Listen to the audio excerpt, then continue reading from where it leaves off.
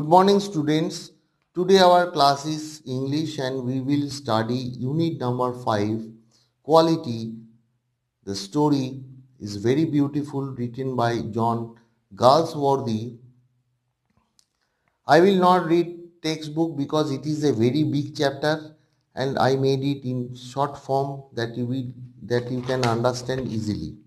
Okay, let's start. The story starts with the description of the boot shop. On top was the nameplate Gessler Brothers and a few shoes displayed on the window. They make shoes on order. The narrator then narrates on one of his meetings with Mr. Gessler. He says it has not been possible to go to him much because the shoes he made have lasted very long and are the best of their kind. One day, the narrator means here the writer of this story. One day, the narrator goes to their shop to get a pair of Russian leather shoes.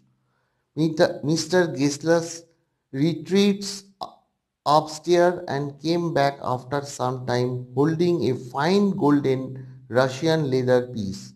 After the narrator's approval, he says he will get his shoes the next fortnight. One day the narrator goes to their boot shop and tells him that the last pair of boots he got from him cracked. After a long pause, Mr. Gessler asks him to bring the shoes to him. He assures that if he can't repair them, he will give the money back. Another day, he goes to Gessler's brother to order a new pair, wearing a pair of shoes which he bought from a big firm in an emergency. Mr. Gessler at once recognizes that the shoes are not made by him. He touches a particular spot on the narrator's shoes where it isn't comfortable for the narrator and rightly predicts that it must be hurting there. He expresses his contempt for that those large firms attracting customers through shiny impressive advertisement to sell their inferior quality product. Then the author explains to him under what circumstances he had to buy those shoes. The new shoes lasted nearly 2 years, and in his next visit he receives quite a shock.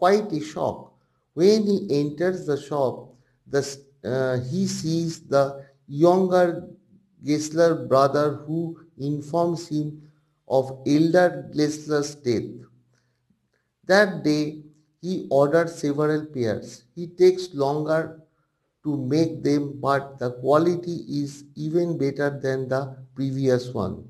Soon after, the narrator leaves for abroad and returns after over a year. The shop, the first shop he goes to is Mr. Gessler's. Mr. Gessler's, now 75, is unable to recognize him at first. The narrator gives a huge order. The wait is longer than ever, but the quality only gets better. After a week, while passing the little street, the narrator thinks to go to Gessler's shop and tell him that the boots are perfect. But when he goes to the place where the shop was, the nameplate is no longer there. Disturbed, he goes into the shop and a young English face greets him. The narrator inquires about Mr. Gessler and comes to know of younger Gessler's death. Upon hearing this, the narrator is quite shocked. The young man explained to him that Gessler died from starvation. He used to devoted himself to shoemaking so much that he used to forget about everything else. All the money went in the rents and leather. The fate was quite obvious from the beginning, but both the narrator and the young man agrees that the Gessler brothers made good quality boots. Here the story is over. You read two times, at least two times, you will understand. And next class I will give you its poem part. Okay, see you in next class.